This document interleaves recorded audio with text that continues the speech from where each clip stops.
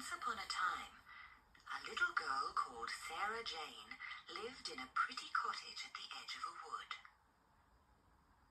The trees in the wood grew close together, and on hot days she liked to sit in the shade and play with her toys. There were ferns and flowers growing thickly between the trees, and patches of wild strawberry plants.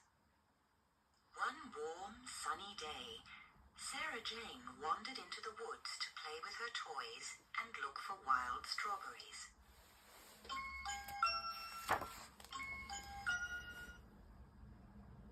Leaving her toys beneath a tree, she wandered further into the forest and found a few strawberries to put in her basket. All the while, she had the strangest feeling she was being watched. Eventually, she came to a big old tree, and under the tree was a ring of mushrooms. It was a magic fairy ring. But Sarah Jane didn't see it until after she had stepped inside. She stared at it, puzzled, and wondered what it was.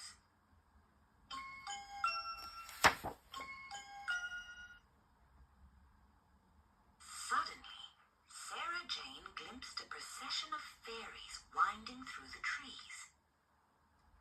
Some were quaint and impish, and others were the most beautiful creatures she had ever seen.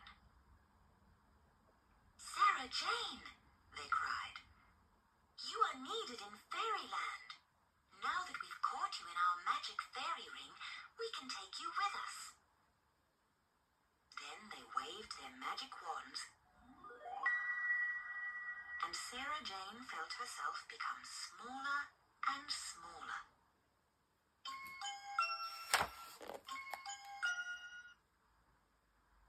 She was now no taller than the fairies and felt as light as thistledown.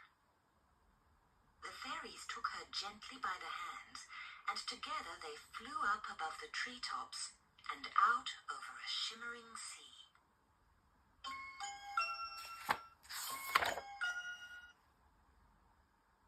They landed on the shores of a strange and beautiful land. The flowers were taller than they were, and huge butterflies waited to greet them. Soon, a messenger arrived from the fairy palace. "Sarah Jane," he announced, "the fairy king and queen have been told of your arrival, and they would like to see you now."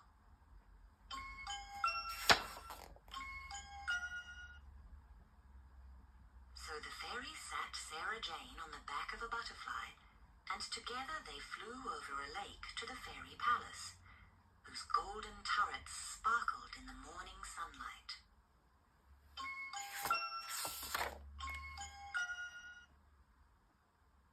The king and queen welcomed Sarah Jane and told her why she was needed in fairyland. "Our daughter is to be married to a prince from a neighboring kingdom," said the queen. "We need the presence of a mortal to ensure their good fortune and a happy marriage." "Yes," said the king. "You will bring them good luck. Come, you will be our honored guest and join us in our celebration."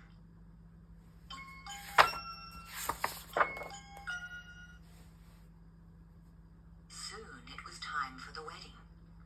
The chatter and laughter of the guests grew quiet as they gathered to watch the prince and princess exchange wedding vows.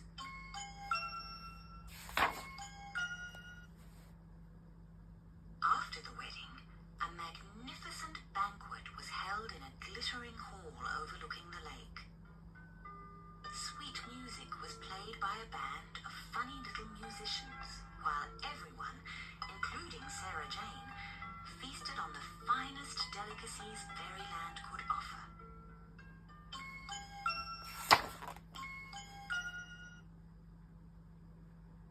When the banquet was over, it was time for the prince and princess to leave. Together, they descended the golden stairway as their guests cheered and showered them with rose petals.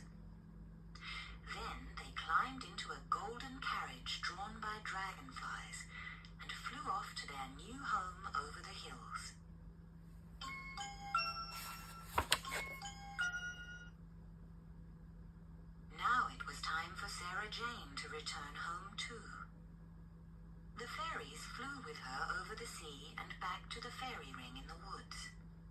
They waved their magic wands, and once again she became her normal size.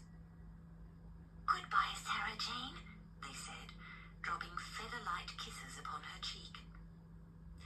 "You will always be our special friend."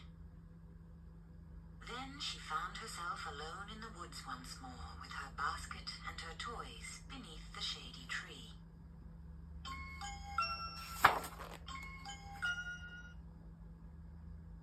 Sarah Jane looked at her basket in amazement. It was overflowing with small, delicious strawberries. She picked up the basket and her toys and wandered home. Her family found it hard to believe her wonderful tale of how she had been a guest at a fairy wedding. But certainly, no one had ever seen so many wild strawberries as she had in her basket. They agreed that it must be a gift to her from the fairies, a sign to show she really had been to fairyland.